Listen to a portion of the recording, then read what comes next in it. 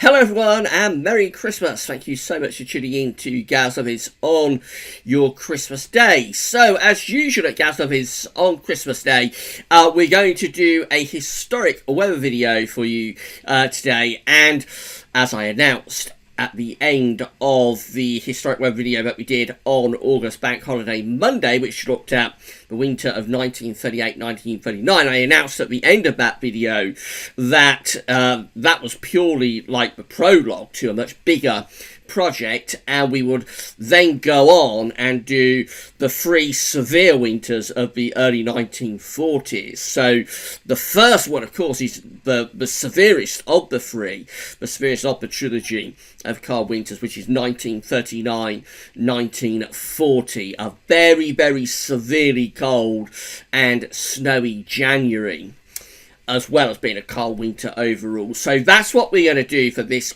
video on Christmas Day 2019.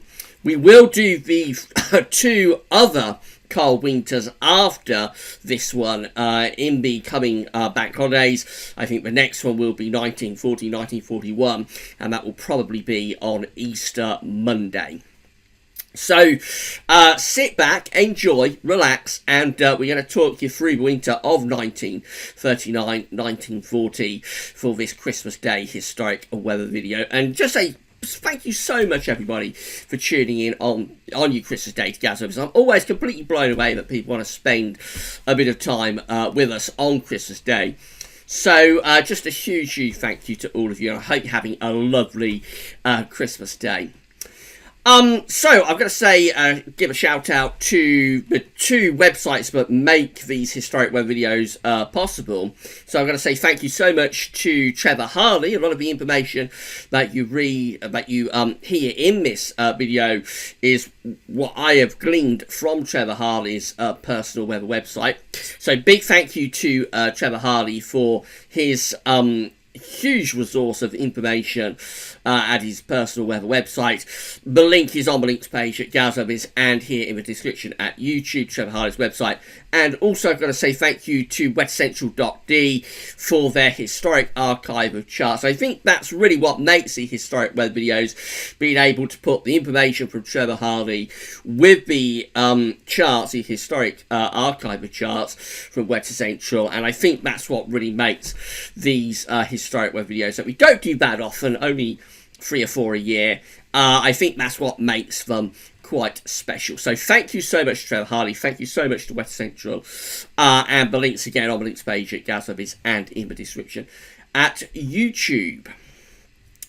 So I've got a little bit of a tickle in the throat. I'm still recovering from the flu that I had a couple of weeks ago.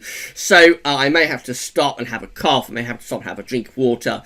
So I hope you'll bear with me. And we will get through this historic weather video.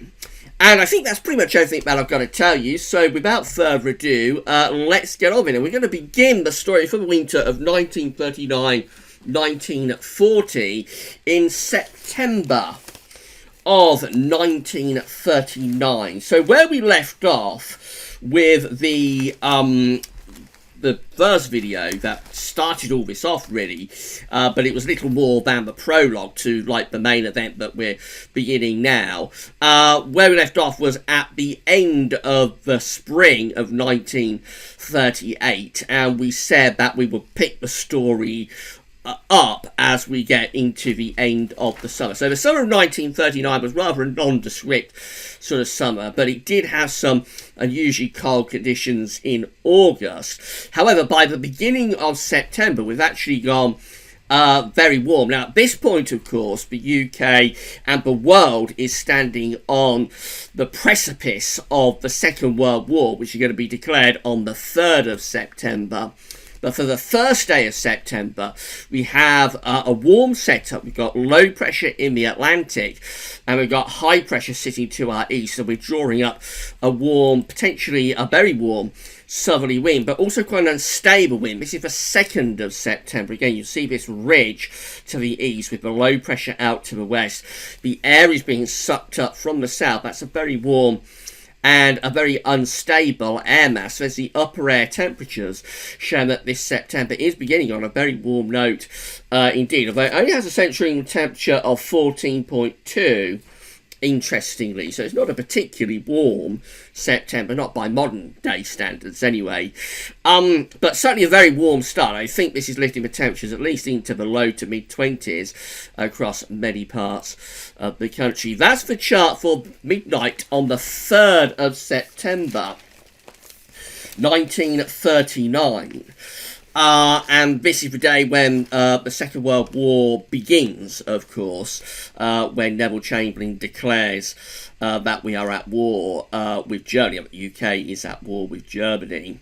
It's a very unstable and fungy looking chart. We've got high pressure over Scandinavia and central parts of Europe. Low pressure is out to the west, and yes, we're drawing up a very, very warm, hot, unstable southerly wind. There is a weather front that's coming in from the west that's acting as a trigger to trigger off thunderstorms.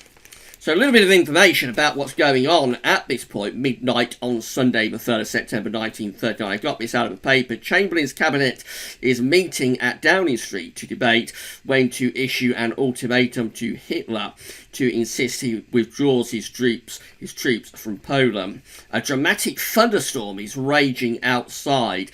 The cabinet finally reaches a decision. The British ambassador in Berlin will present the ultimatum to Hitler and the German government in the morning.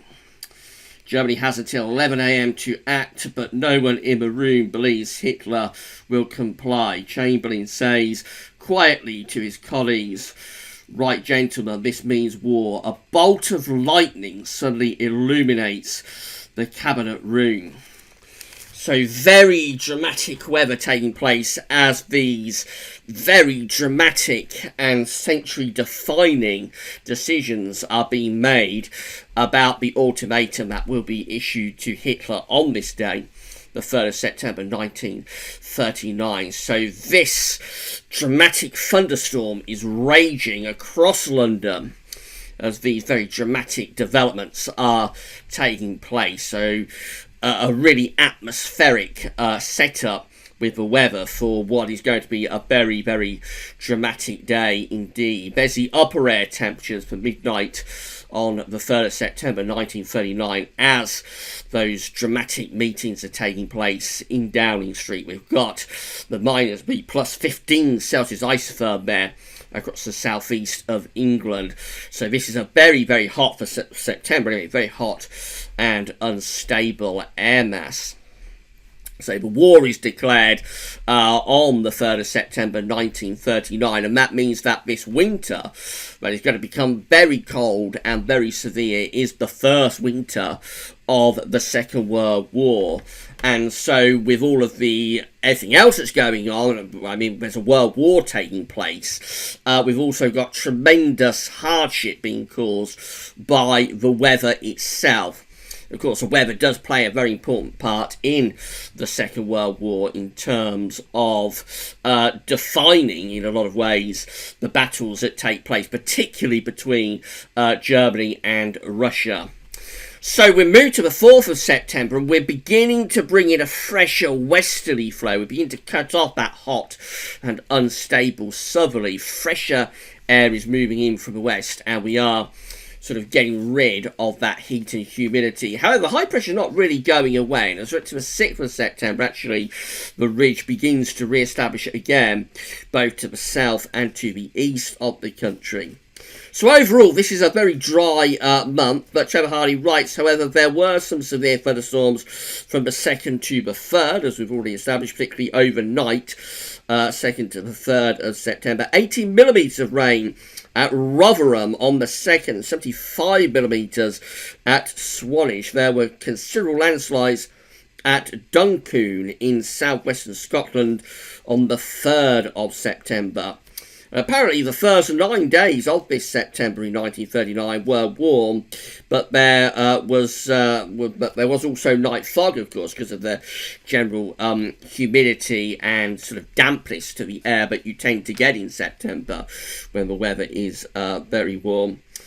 28.3 Celsius is going to be recorded on the 8th of September. That's a remarkable temperature, really, into the 80s Fahrenheit.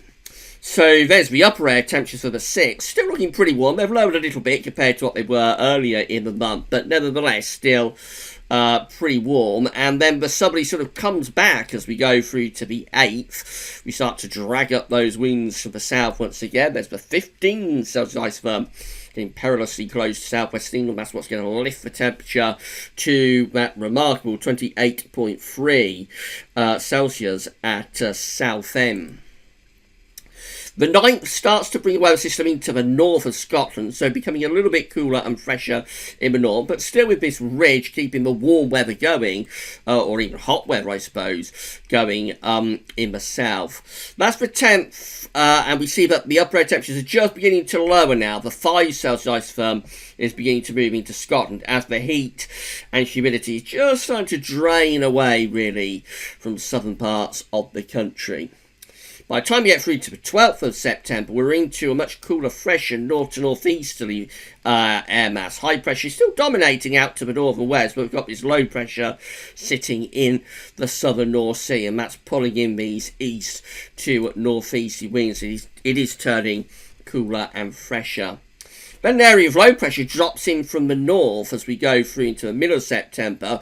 And by the way, the reason I like to start these winter historic weather videos in the autumn is that very often you can, with the coldest of winters anyway, the severest of winters, you can see clues and sort of possibilities showing up in the weeks and months preceding those very cold winters. So just keep that at the back of your mind, that there is a reason that we're starting this in the autumn to set the scene. So that's the 14th of September, and low pressure is beginning to run down the North Sea. Winds are turning into the north. Obviously, it's becoming much cooler now, starting to finally feel proper autumnal as we head into the middle part of September. It's probably rain, particularly in eastern areas. 15th of September sees us in a northerly wind. The ridge of high pressure is beginning to come back in from off the Atlantic. There's the upper air temperatures looking much cooler now. Definite autumn chill in the air after that very, very warm, hot and thundery start to this historic month of September 1939. But by the 16th of September, we're back under the ridge of high pressure again. And this ridge of high pressure, this area of high pressure, is going to last for the rest of the month. So Trevor Hardy writes, there was an absolute drought in many places from the 14th to the 30th of September. At Ross-on-Wye, it was the second driest September since 1910. So high pressure is through the country here on the 16th of September, and it's still there on the 20th too. This large area of high pressure is dominating the weather. Now the 23rd of September is still under high pressure, but the ridge is beginning to edge out to the northwest of the country ever so slightly. We're pulling relatively cool winds around the edge of the high pressure. It's not warm now. It's not a hot ridge. It's quite a cool ridge, but it's keeping us mostly fine and dry, with winds rotating around that high pressure from the east. We're up to 27th of September with the high pressure just centred to the north of Scotland. So again, coming around the edge of this high pressure, we've got east or northeasterly winds. Is that a clue for what we're going to see in the winter? Is this the pattern already starting to try and get itself set up for the winter of 1939-1940? I'll let you decide what you think. So up to the 30th of September, and the high pressure is still in control even now. Low pressure is gathering out to the west and to the south. This ridge is starting to push northwards as well. Notice it's starting to head up towards Greenland and Iceland. Notice the yellow colours appearing around Greenland. So this high pressure is trying to get ever further northwards, and that's very interesting because that's quite unusual for the end of September. See high pressure trying to set up in the northern latitudes, but this ridge that started off as a very, very warm ridge, remember, in early September, this is the ridge that's giving us the hot and thundery conditions, or partly responsible for the hot and thundery conditions. But now we're at the end of September, and the ridge is trying to push northwards and centre itself over Greenland and Iceland. Greenland. I think this is a definite clue, a definite heads up from the atmosphere that something unusual is beginning to take place. So we're up to the first day of October 1939. What I can tell you about October 1939 is that it's quite a cold month. It has a central temperature of just 8.2, so it's much colder than September of 1939. And Trevor Harley writes, and usually this month was very dry in the northwest of England, but very wet in the southeast of England. It's a very easterly month, but it's also a very cool month with a central temperature of 8.2. Unusually, it's actually cooler in this month than the November that's going to follow it. We have another very, very mild November for 1939, which we'll get onto in a moment. So here we are on the 1st of October. High pressure again is over Greenland and Iceland with turning winds into the northeast. Low pressure is down to our south. What happens with this month is that the area of high pressure sort of moves over towards the east of us again. As we get to the 5th of October, low pressure is deepening out to the south of the west, and that's starting to bring heavy rain into particularly southern parts of the country. That's the 6th of October. Again, look at this ridge of high pressure over Scandinavia and pushing further northwards towards Svalbard. Again, that's quite unusual for an area of high pressure to do that in the middle of the autumn. We're under this trough of low pressure bringing heavy outbreaks of rain. So with this, Trevor Harley writes, Kent was wetter in October 1939 than Snowdonia. A number of places in Kent exceeded 250 millimetres of rain in this month. Margate has 261 millimetres just in this month in October 1939, which is 29 millimetres more than the whole of the year of 1929 had. That was a very dry year, of course. So running through, you see that this area of high pressure is going nowhere fast over Scandinavia. And we've got these areas of low pressure heading in from the Atlantic too. So a real atmospheric battle is taking place here. But again, I think this high pressure over Scandinavia is laying the foundations of what's going to happen when we get to the winter.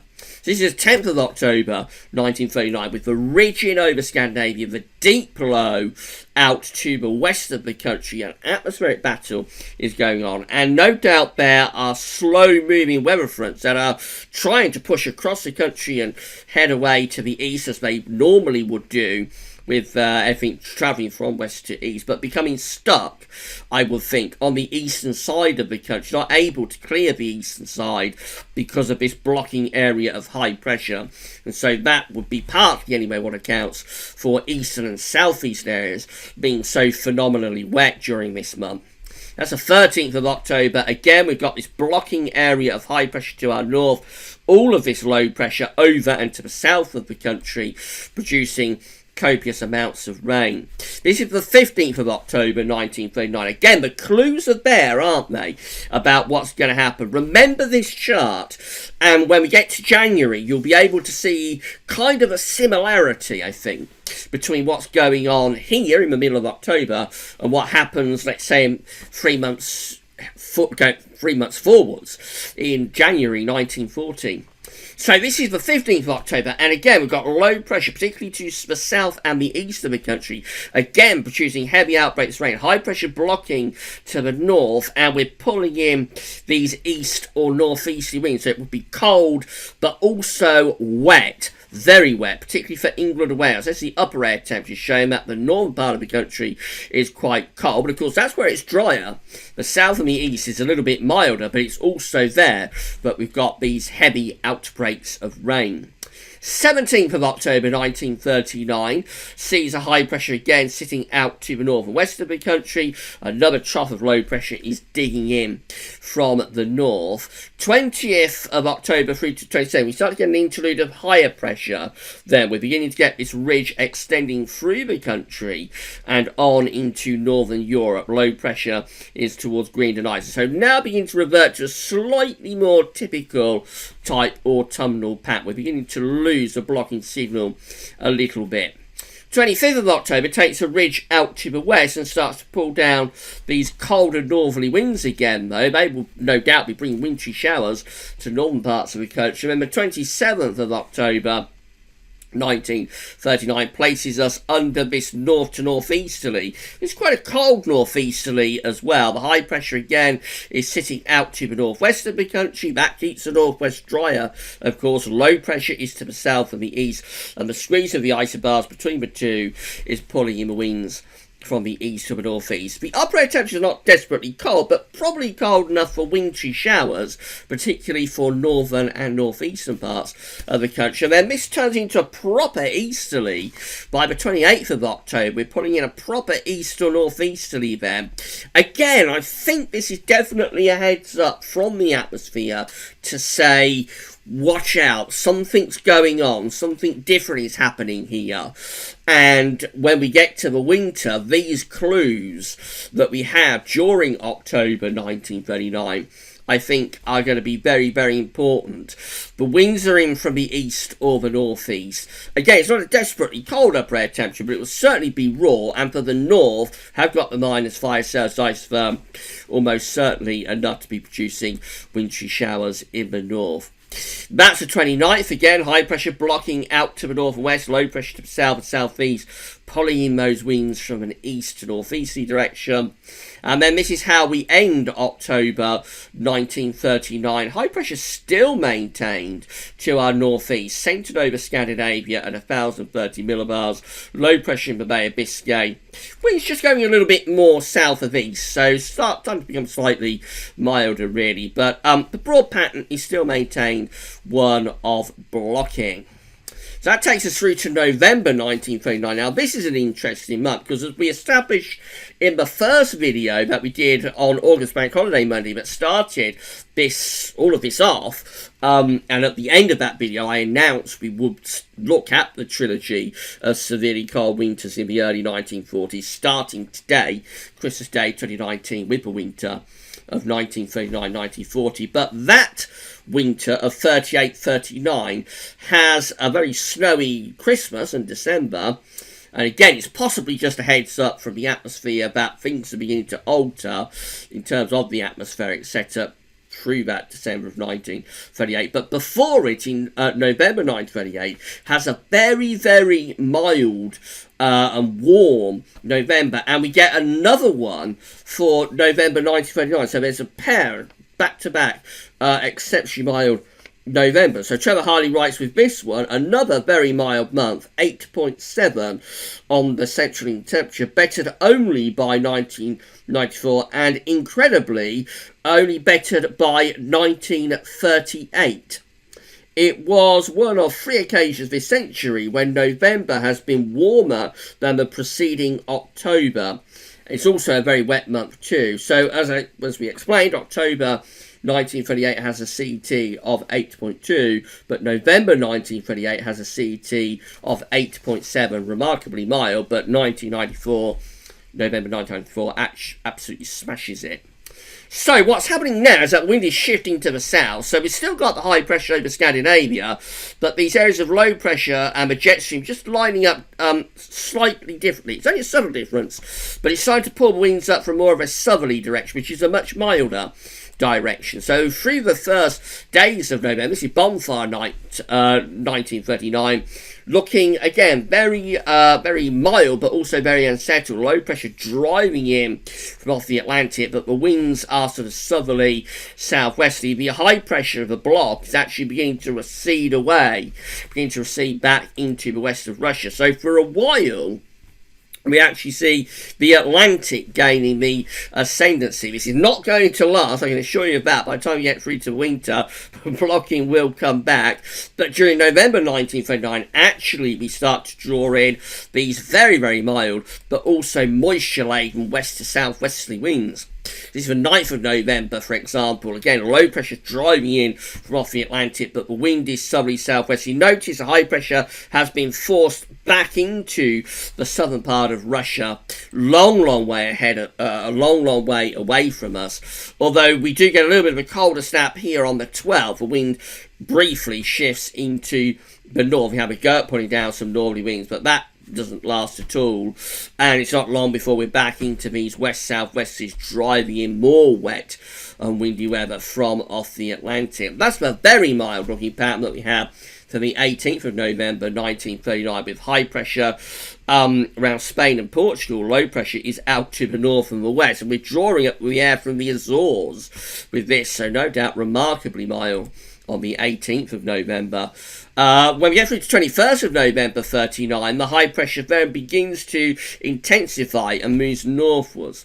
So it starts to settle us down, but only temporarily. By the 24th of November, the ridge is pulling back away from us again, allowing these milder winds to move in from the north and the west. A little bit of a cold snap there on the 28th of November, towards the end of the month, started to draw in slightly cooler, colder northwesterly wind, probably bringing snow showers to the north of Scotland. But by the last day of the month, we're back again into these long fetched southwesterly winds.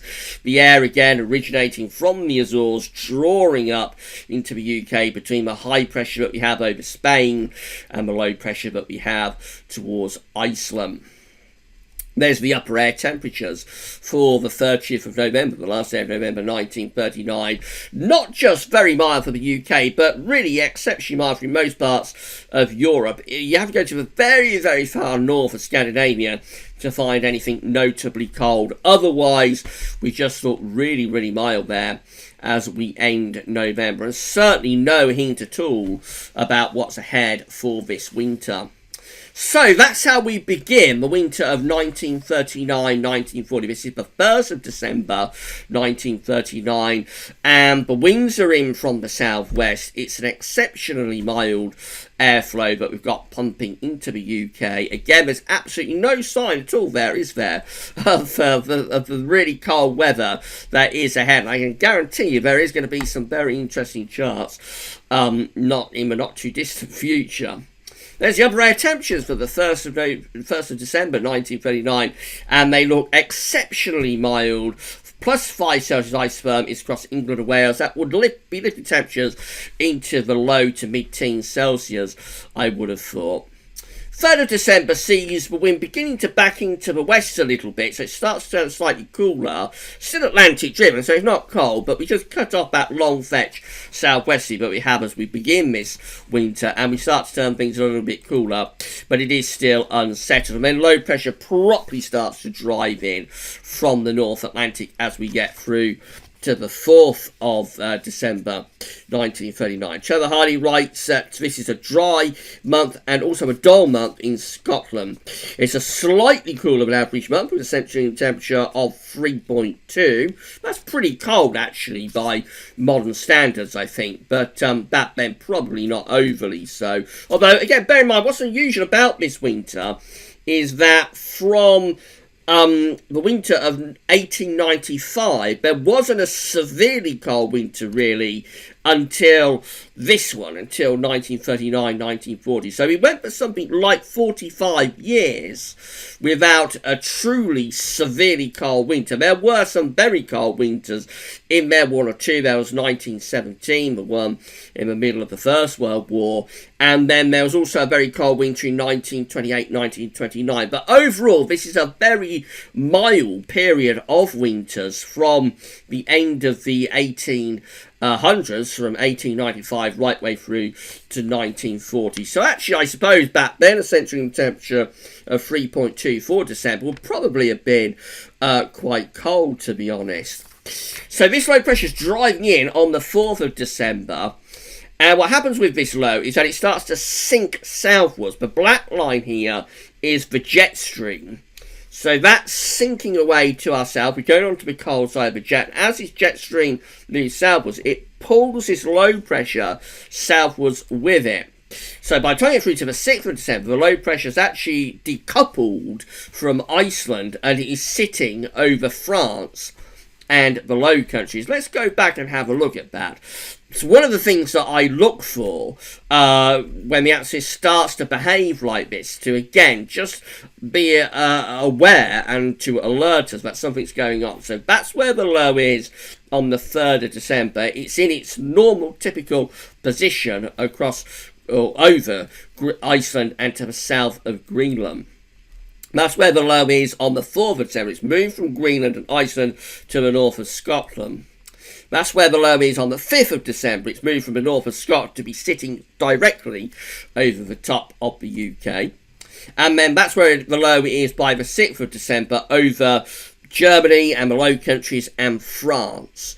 And this is pulling in a colder north to northeast wind. It's not desperately cold, but it's certainly colder than it was at the end of November or through most of November and the beginning of December. That low gets out of the way, heads off towards the Balkans as we get through to the 7th, and we start to get this ridge of high pressure building over the top of the country, but that doesn't last very long. The next low is moving in from off the Atlantic on the 10th. Notice high pressure is starting to build over Scandinavia. So this low is kind of being squeezed by two ridges. We've got a ridge out to the west, that's the Azores High, ridging northwards into North Atlantic. We've also got the high pressure over Scandinavia squeezing this area of low pressure over the top of the country. I imagine this is quite wet and cool. Probably not particularly cold at this point, but certainly quite wet and cool. Now, by the 12th of December, that low sinks down into the Mediterranean and the high pressure takes over across Scandinavia, and that starts to turn the wind finally into the east. But there's no cold air. Look at that, across Europe, virtually devoid of cold air. No doubt if there'd been weather forums in 1939, December 1939, there would have been a lot of weather lovers tearing their hair out about the fact that the wind's gone into the east, but there's no cold air across Europe to tap into. That will change, I can guarantee you that. Now, this is the 13th of December, and again, winds are in from the east. The high pressure is over Scandinavia, pulling in these easterly winds. That's how we look at the middle of December 1939.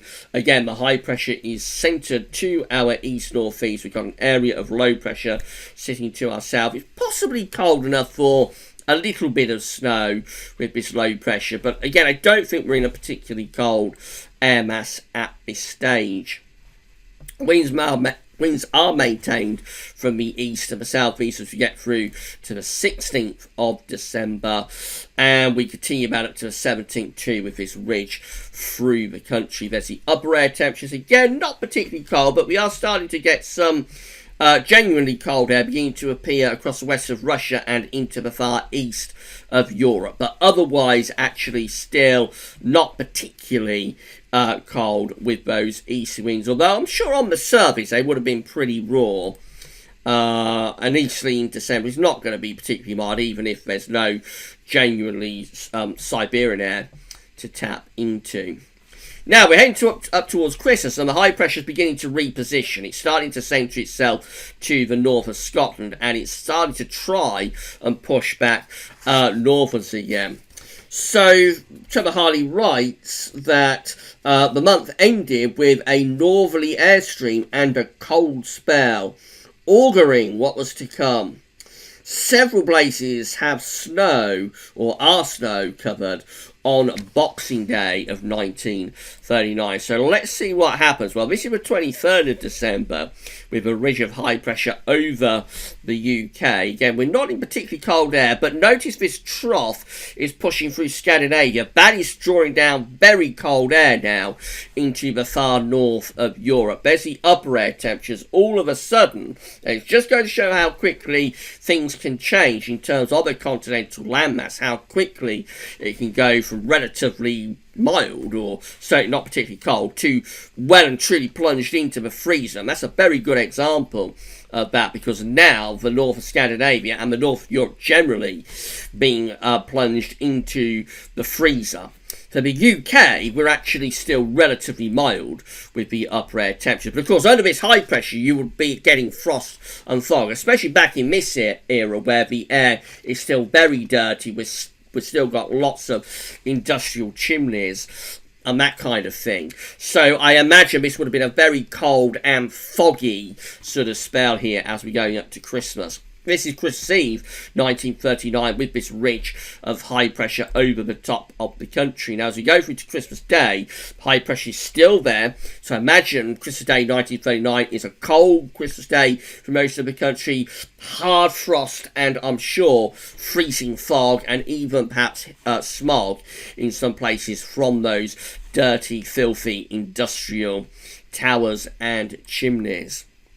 There's the upper air temperatures, they look relatively mild, but we'd have an inversion, I think, under that ridge. That would mean that the surface would be much colder. But the true cold, the severe cold, that's going to become very important in January. That is lurking over Scandinavia already, well and truly bedding Northern Europe into severely cold conditions. Now on Boxing Day, as I said, there was snow someplace on Boxing Day 1939, and that's because this ridge begins to pull out to the west of us slightly and starts to allow this cold air to invade from the north. So by the 27th of December, it's in midnight 27th of December, we're in a properly cold northerly wind now, with the high pressure out to the west and the northwest. It's trying to move itself up towards Greenland and become a northern blocking feature. Severely cold air is plunging through the north of Europe now. We'd say, in this modern era, we would say that the polar vortex is kind of plunging through the north of Europe. There's the upper air temperatures getting ever more severe, with those upper air temperatures ever more severely cold to our north and northeast. And cold air is invading across the UK as well, so that's why we've got probably only snow showers, but certainly a hint of the severe cold that is just over the other side of the North Sea. That's the 28th of December, so this Christmas to New Year period in 1939 is very cold actually. High pressures out to the west, withdrawing in the winds from the north. It's an unstable northerly too, with no doubt snow showers, particularly across the northern and eastern parts of the country. And a little trough is forming now on the 29th. That's probably bringing more general spells of snow to eastern parts of the country. So the winter is well and truly off and running now. The upper air temperatures are cold across all parts of the UK, the severest of the cold conditions across much of central, northern and eastern Europe. But we're cold enough for snow, and with that little area of low pressure, I think that's being caused by the instability of the cold northerly. That will be producing snow through eastern areas, I would have thought. Heading up towards New Year, that's how we look. So still maintaining these cold conditions. And so we get to New Year's Eve of 1939. We end the decade on a cold note under this ridge of high pressure. Again, the severest of the cold weather is just away from us to the northeast, with that minus 10 Celsius ice firm. But we're cold enough for snow, and I imagine that although the ridge is building through the country, so it would be mostly dry, there's probably still snow showers in the east, and we'd be getting hard, severe night frost, I would have thought, at this point, and the emphasis would be shifting back towards very frosty conditions, and no doubt quite a bit of freezing fog as well. Right, we've been talking for 38 minutes now. The severely cold winter of 1939-1940 is off and running. It's going to get much, much more severe though. I'm going to pause the video there, have a little drink of water. We'll meet back and we'll discuss January 1940, which is our first severely cold sub-zero CET month since February 1895. It had been 45 years since we had a monthly central temperature that was sub-zero.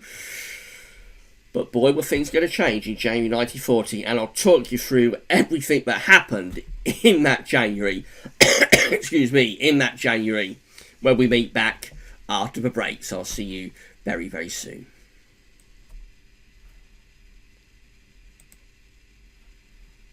Okay, we're back, and we're ready to resume the Christmas Day historic weather video for Christmas Day 2019 from Gazovitz, and we're looking at winter of 1938, no, we're not looking at winter 1939 and 1940, and I hope you're finding the video fun, and I hope you're enjoying it on this Christmas Day. Thank you so much, everybody, for tuning in on your Christmas Day. So, where we left off with the video before the break was that we was talking about the end of the year of 1939. So we went from September through to the end of December, and we left off as the winter was beginning to really get going. It turned cold through Christmas to New Year of 1939, but much colder and more severe weather was to come. So we're going to pick up the story now on New Year's Day 1940. This is how things are looking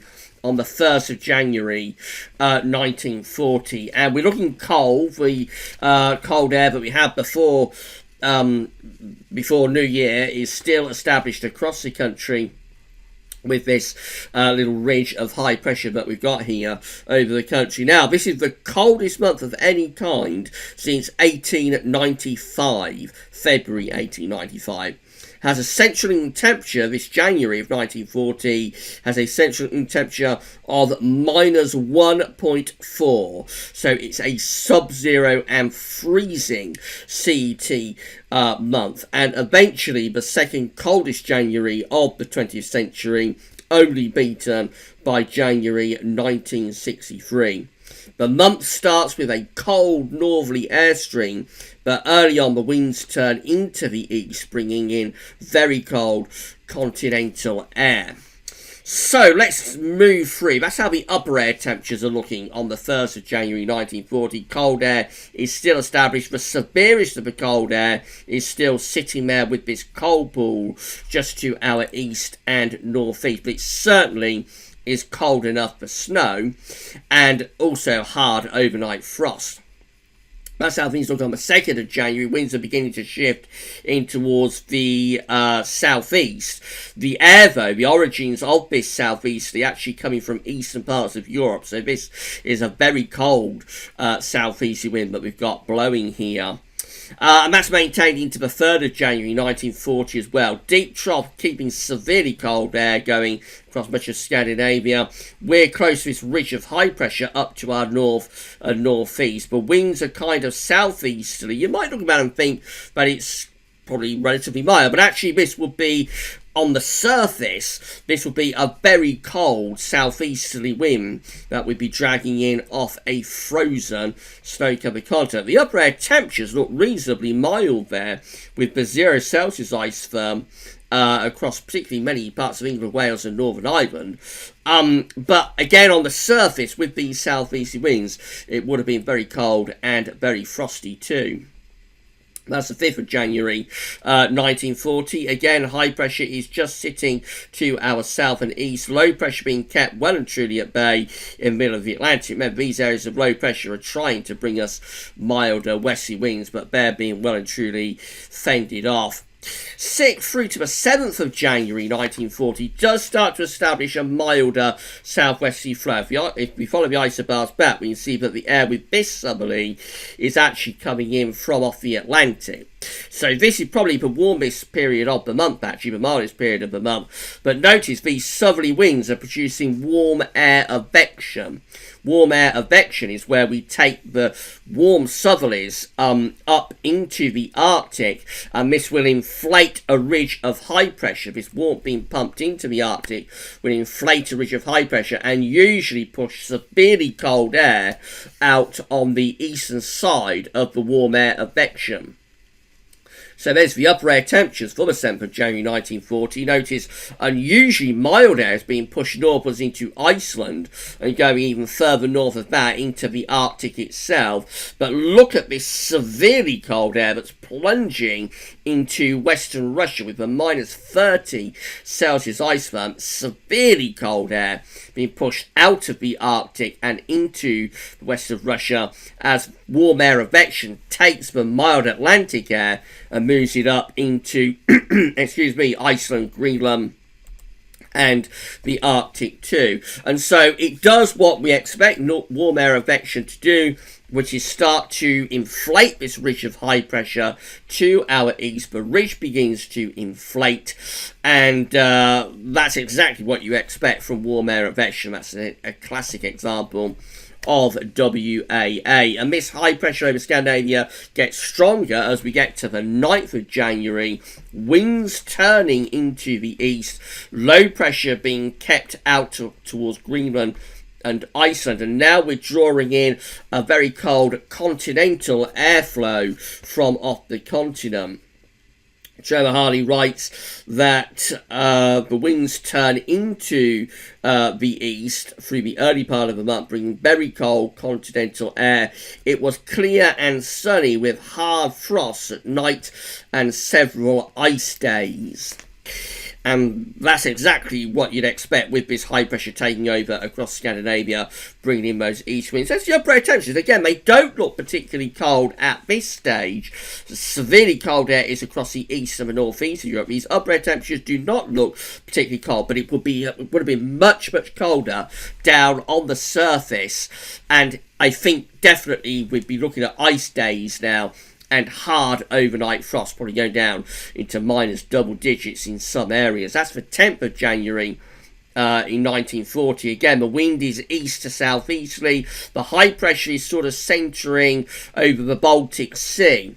The severest of the cold air at this stage is actually across southern and southeastern parts of Europe, but we're bringing in enough of the continental flow to be very cold on the surface. There's the upper air temperatures showing that most of Europe is being plunged into a severely cold spell of weather. We've got the minus 20 Celsius isotherm there across southern Germany and into eastern France, and also across northern parts of Italy. We're still relatively mild with those upper air temperatures, but enough of the continental influence with the wind blowing off this very frozen and by now extremely snow-covered continent, with wind blowing from there. It would have been very, very cold down on the surface under this ridge of high pressure, whatever the upper air temperatures are doing.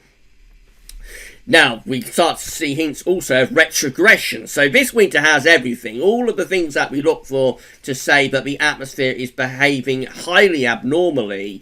All of those things are present in this winter. Warm air advection and now retrogression. The high pressure is beginning to move towards the UK. It's beginning to move from east to west as against the typical zonal flow, which is west to east.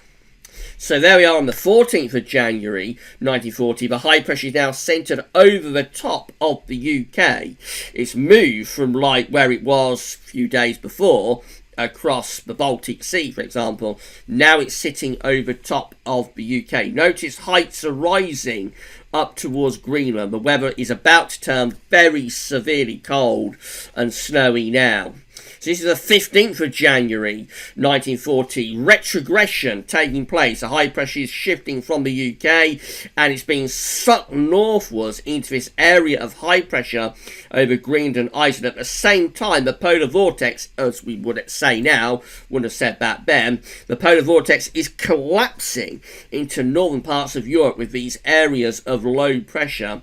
There's the upper air temperature. The minus 40 Celsius isotherm is across northern parts of Scandinavia and into the Baltic Sea type area. That is extraordinarily cold air. And as this high pressure moves northwards and sets up a large blocking feature at 1065 millibars over Greenland, this extremely cold air then begins to plunge southwards and westwards into much of northern and western Europe with these areas of low pressure.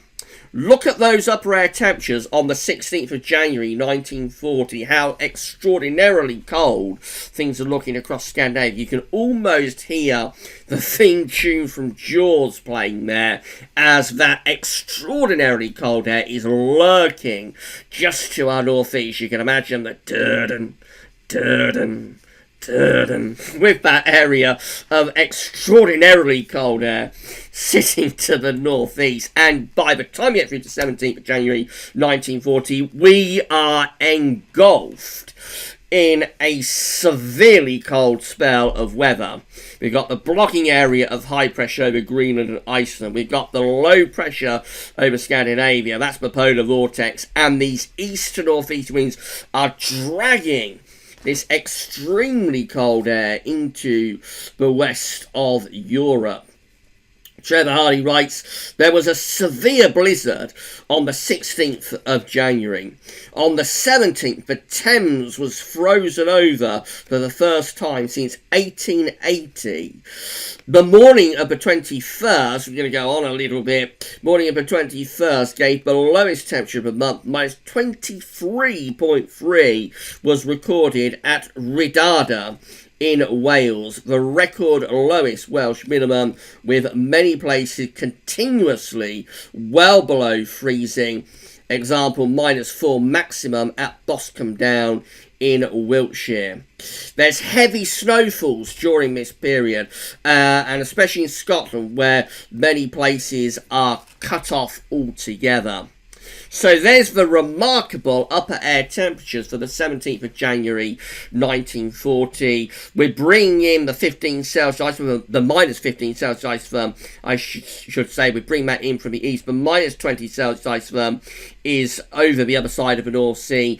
And of course, these strong east-northeast winds would exacerbate the cold. There would be an extremely severe wind chill, and no doubt loads of heavy snow, particularly affecting England and Wales, I would have thought, with those east to northeasterly winds.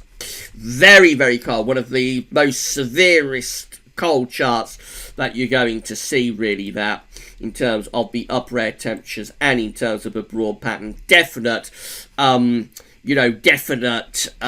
similarities to what happened in December 2010, but even colder than that from an upper air temperature perspective, I think.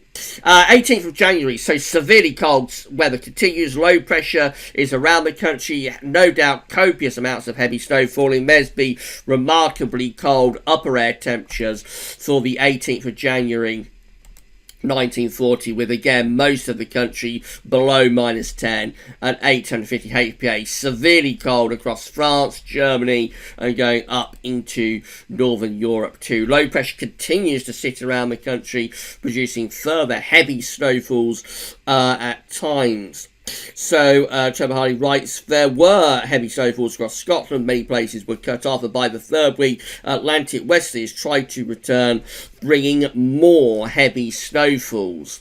This is the 20th of January 1940, and again we're looking very cold and unstable with those cold upper air temperatures. And now you have to factor into the scenario that most of the country is snow covered, and this makes things even colder, of course. With most of the country covered in snow, down on the surface it's going to be very, very cold indeed, and so that's what accounts for the remarkably cold temperature that we get on the 21st, going down to -23.3 and staying below freezing all day across most parts of the country.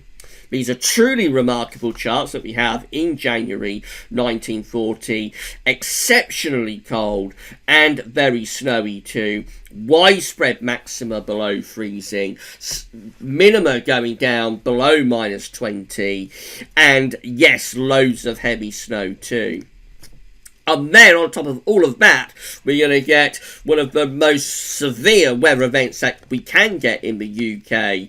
We're not a country that's famed for particularly severe weather, but we can at times get severe conditions from freezing rain and glaze, and we're going to get a classic ice storm next. So Trevor Hardy writes, most remarkably, there was a great snow and ice storm during the 27th to the 30th of January 1940, peaking on the 28th of January, but continuing in parts into February. So this is how it starts. We've still got this snow-covered ground, of course, which is frozen and snow-covered across virtually the whole of the country. We're trying to move low pressure in from off the Atlantic now. So there's the upper air temperatures. They don't look particularly cold, do they? We've lost the severest of the cold air that we had sort of in the week before. But do bear in mind that the ground is frozen and snow covered, and it hasn't gone above freezing for a couple of weeks now, really, across most parts of the coast. So the frost is very, very entrenched in the ground, and it's also covered with snow. So what's going to happen is that as you get through to the 26th, low pressure starts to move in from off the Atlantic.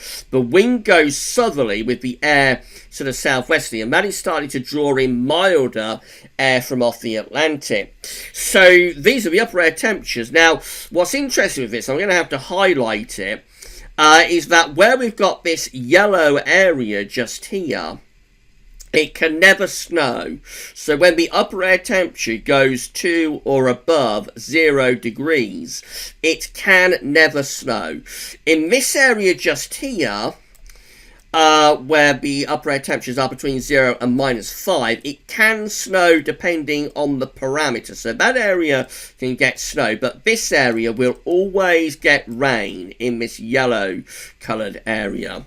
But of course, if it rains on frozen and snow-covered ground, what you're going to get is freezing rain and a glaze. And this is exactly what happens. 27th of January sees a warm front moving in from off the Atlantic, introducing these milder winds from the southwest, but overlaying that frozen and snow-covered ground. And so we see a tremendous ice storm developing. So we've got this yellow area where, as I say, it can never snow within that yellow area.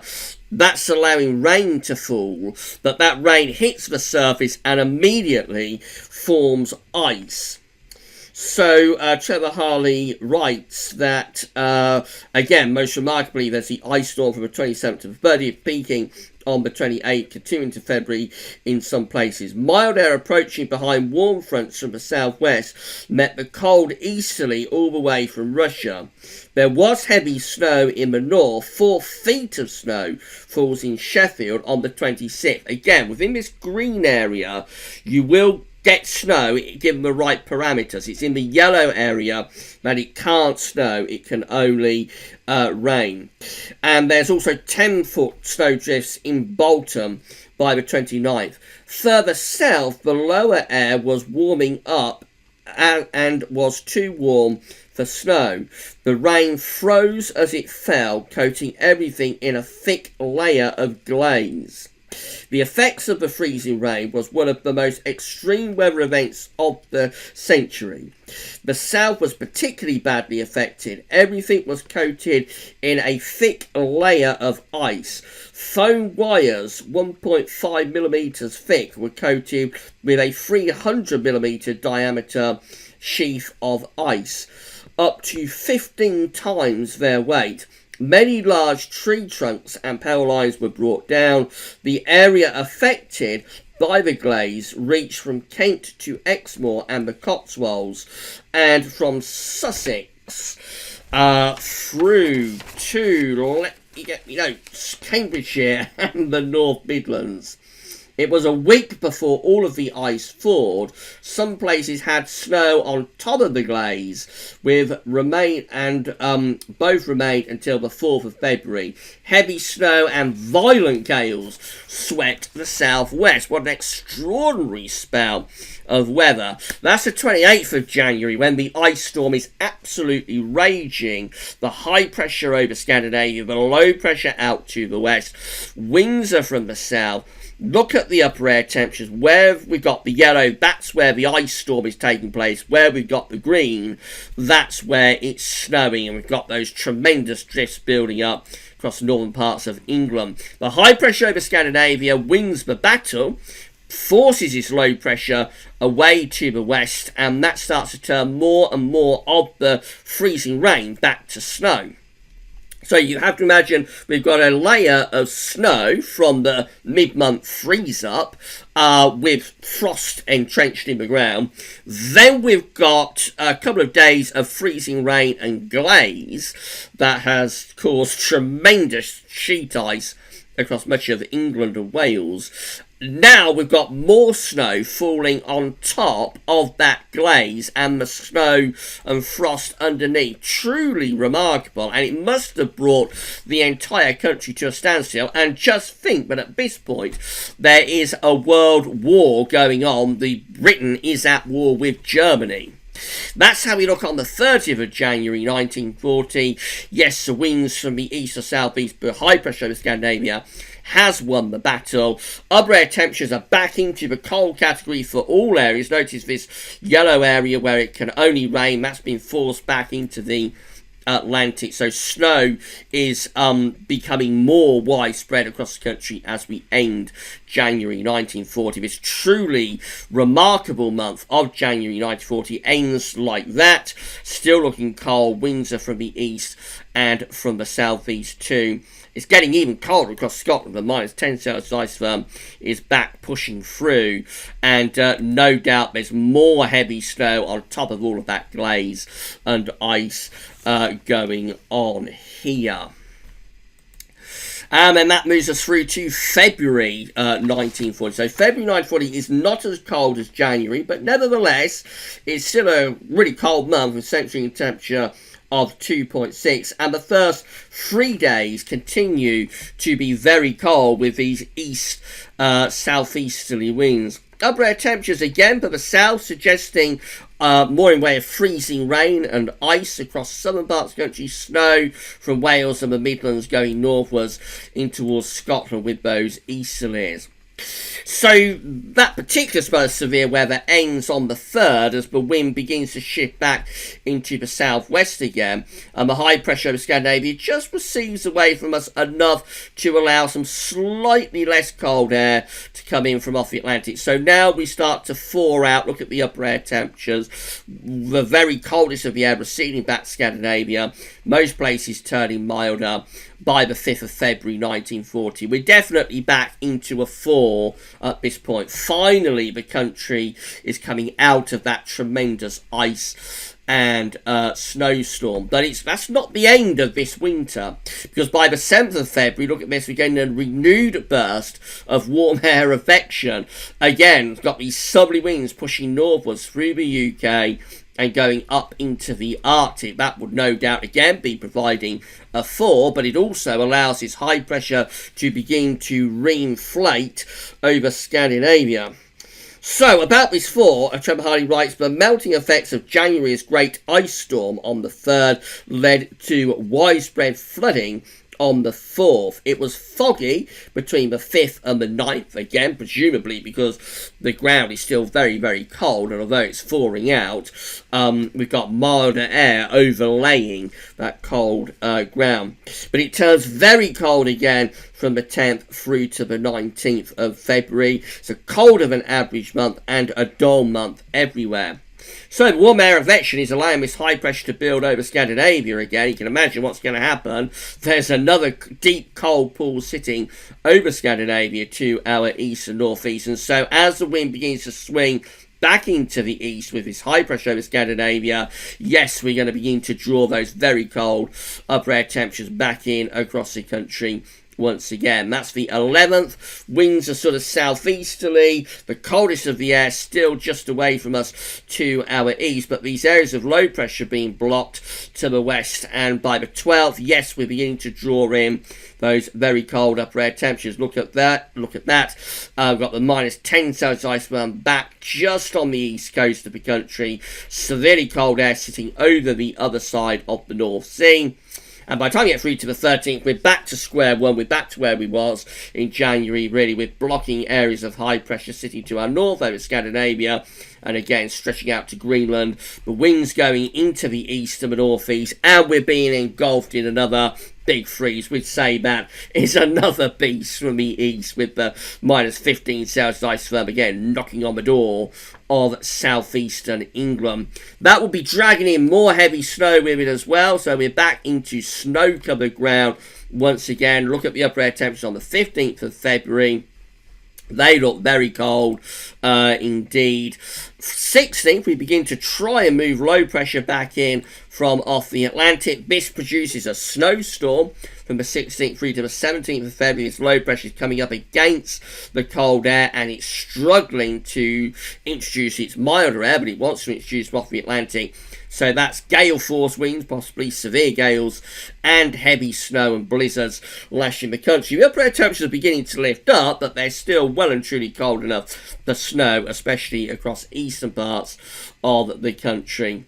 Cold upper air temperatures maintained to the 18th. The 19th, though, we begin to try and pull up milder southwesterly winds. And yes, you can see the upper air temperatures start to lift up as the severest of the cold air just begins to recede away to the east. That's how the upper air temperatures look on the 20th of February.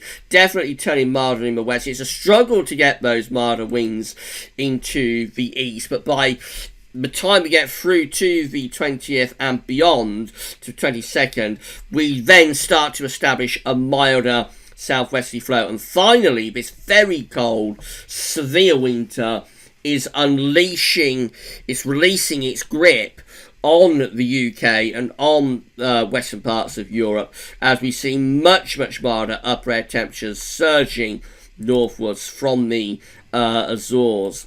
Into the last week of the winter of 1939-1940, we don't return to very cold conditions. Actually, we turn wet and mild as low pressure dries in from off the Atlantic, bringing a much milder end to this winter. That's how we look on the 29th of February 1940. And yes, high pressure out to the north and the west, and low pressure is to the south. We're still overall on the mild side for England and Wales, going a little bit colder for Scotland. And then running into the spring, well, high pressure then sits over top of the country in March, which is a dry and cold month to begin, but turns unsettled later. So high pressure continues to dominate through the early part of the month, but it is quite cold under that area of high pressure, although the upper air temperatures are relatively mild. We have a go at taking that high pressure back north again as we go through the first week of the month. So that's the 5th of March 1940. The high pressure is shifting back up towards Greenland, Iceland. Low pressure is plunging back down to our east. Cold air is surging southwards again, nowhere near as cold as the upper air temperatures are in January and February.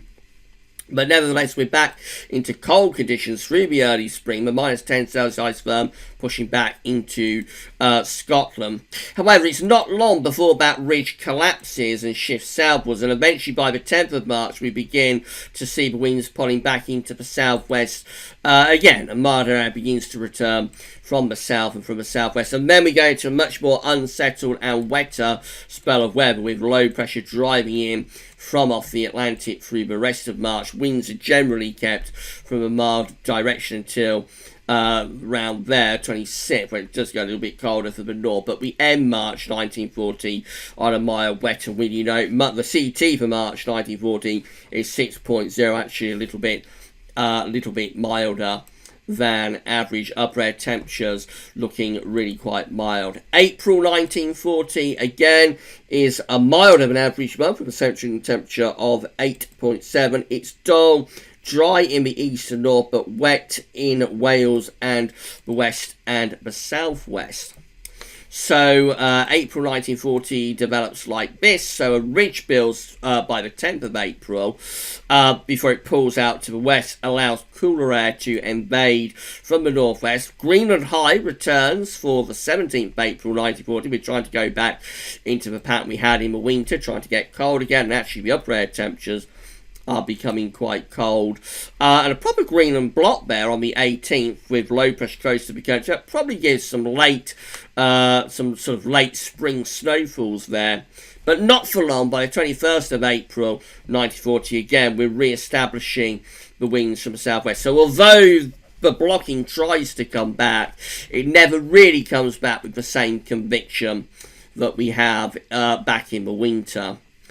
Upper air temperatures actually looking really quite warm by the time we get through to the 24th of April 1940. And that's how we end April 1940 with high pressure over Scandinavia. Low pressure is away to our east. And moving into May 1940, which is a warm month with central temperature of 12.5 and also a sunny month too. This is how we look. So high pressure increasingly takes over through the first week of May 1940. We start to turn a lot drier and a lot warmer too. So after this very cold, really cold winter, we are gifted a relatively mild and quite warm spring. Really, excuse me, and we move through the course of May 1940 with a lot of anticyclonic influences. Low pressure does invade from the northwest there temporarily, but it's not long before the high pressure is actually building back across Scandinavia, turning the winds into the east again. Then we finish up, actually, by the end of May 1940, building up the Azores High.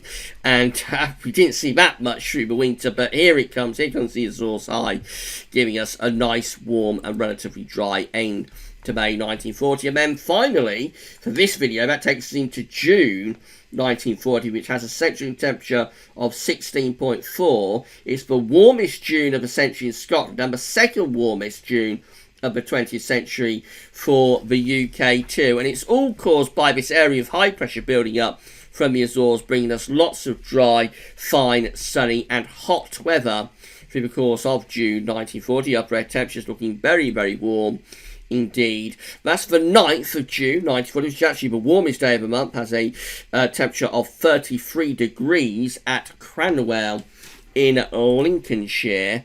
Upper air temperatures again looking very mild indeed.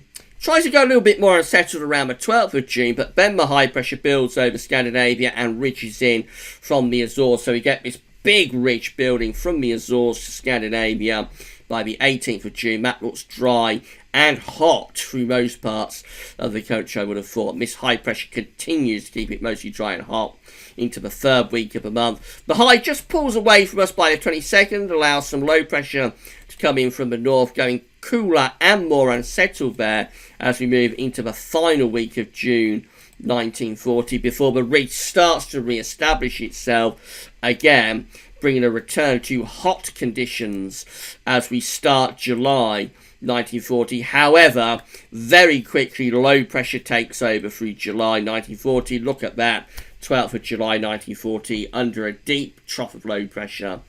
Cold and wet by this point, and the rest of the summer of 1940 was actually pretty cool and wet. And that's where we shall leave it. But the next historic weather video, but I think we're going to do on Easter Monday, that will pick up the storyline from the summer of 1940, and that one will carry on with the trilogy, and we will look at the winter of 1940-1941, which was another very cold winter, and particularly cold again in January of 1941. And I say that's going to be with you on Easter Monday.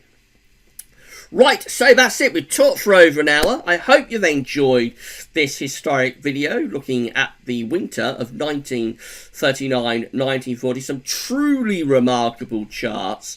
So far back that it's a struggle to find pictures to end the video with, so I won't be showing you any pictures. But I think I'll show you enough. I think you've got a good idea of what happened during this winter.